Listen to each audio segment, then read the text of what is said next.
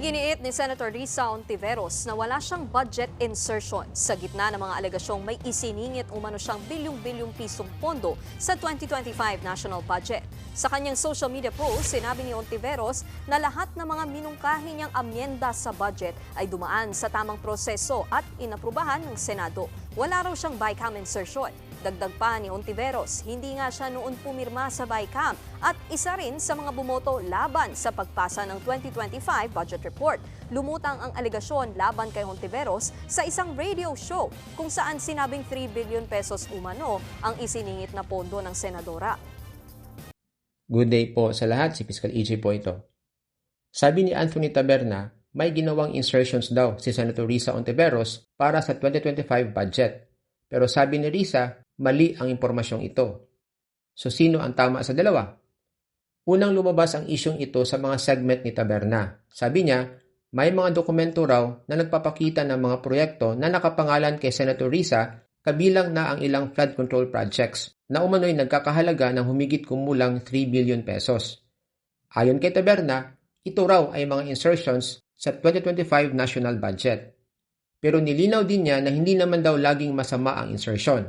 Mali lang daw ito kapag may kickback, panghihimasok sa pagpili ng kontraktor o anumang uri ng korupsyon.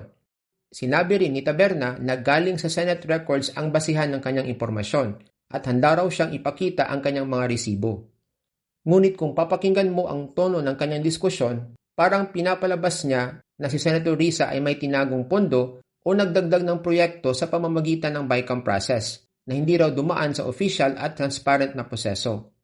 Sa madaling sabi, ang paraan ng pagkakapresenta ni Anthony Taberna ay nagtanim ng duda na may ginawa umanong BICAM insertion si Risa.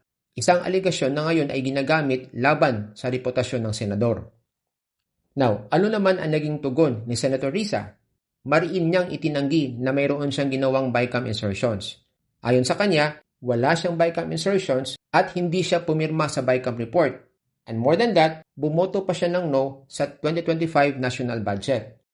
Pinaliwanag din niya na ang lahat ng amendments na kanyang inihain ay dumaan sa tamang proseso. Ginawa habang bukas ang plenaryo, may deliberasyon, at malinaw na naaprubahan sa Senado. Tinawag pa nga niyang fake news ang mga kumakalat na aligasyon na may ginawa siyang BICAM insertions. Isang maling impormasyon na, ayon sa kanya, madaling ma-verify sa official Senate records. Ngayon linawin natin. Ano nga ba talaga ang amendment at ano naman ang insertion sa konteksto ng budget process? Sa batas, iisa lang ang kinikilalang termino, amendment. Walang salitang insertion sa ating konstitusyon o sa anumang opisyal na proseso ng pag-aproba ng budget. Now, ayon sa 1987 Constitution, Article 6, Section 24, it states, and I quote, all appropriation bills shall originate from the House of Representatives, but the Senate may propose or concur with amendments. Ibig sabihin, may kapangyarihan ng isang senador na magmungkahi ng amendments. Pwedeng dagdagan, bawasan o i-realign ang pondo. Pero dapat gawin ito habang bukas ang plenaryo, may debate, may boto at may tala sa opisyal na journal ng Senado. Ang amendment ay ginagawa sa liwanag, transparent, may accountability at bahagi ng lehitimong demokratikong proseso. Malinaw kung sino ang nagpanukala at malinaw kung paano ito pinagtibay. Samantala, ang insertion, hindi po ito legal na termino. Ginagamit lang ito bilang political shorthand para sa mga pondong idinagdag matapos maisara ang plenaryo. Pero malinaw ang tungkulin ng BICAM, and that is only to reconcile disagreeing provisions of the Senate and House versions. Ang ibig sabihin, reconciliation lang, hindi pagdaragdag ng mga bagong proyekto o alokasyon na wala sa alinman sa dalawang bersyon. Kaya kapag may bagong item o pondo na biglang lumitaw sa BICAM na hindi pinagdebatehan o pinagtibay sa plenaryo ng Senado o Kamara, iyan ang tinatawag na BICAM insertion, isang dagdag na labas sa proseso at hindi dokumentado sa opisyal na tala. Kaya sa madaling sabi, ang amendment, may debate, may boto at may record. Ang insertion naman, walang record, walang accountability. Ang amendment, bahagi ng batas, pero ang insertion, labas sa proseso. So sino ba talaga ang mas tama? Si Senator Risa o si Anthony Taberna? Based on the process and the facts, mas tama po si Senator Risa. Bakit?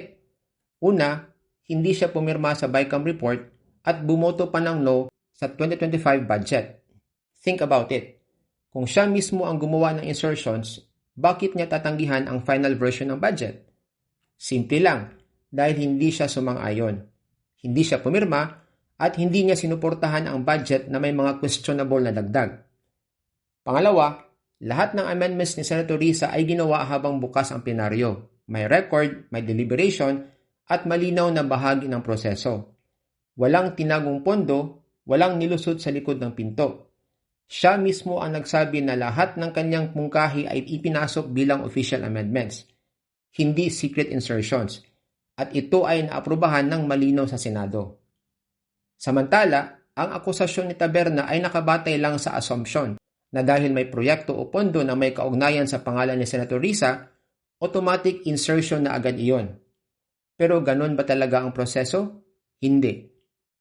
Pangatlo, ironic pa nga, si Taberna mismo ang nagsabing hindi lahat ng insertion ay masama. Problema lang ito kapag may korupsyon, abuso sa implementasyon, o panghihimasok sa pagpili ng kontraktor. Gayunpaman, the bottom line is this, walang insertion si Senator Risa. Ang problema kasi sa sinabi ni Taberna, para bang lahat ng dagdag sa budget ay automatic na insertion.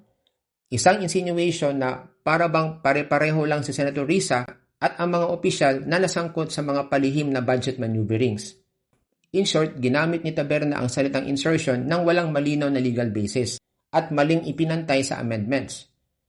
Pero sa totoo lang, magkaiba ang dalawa.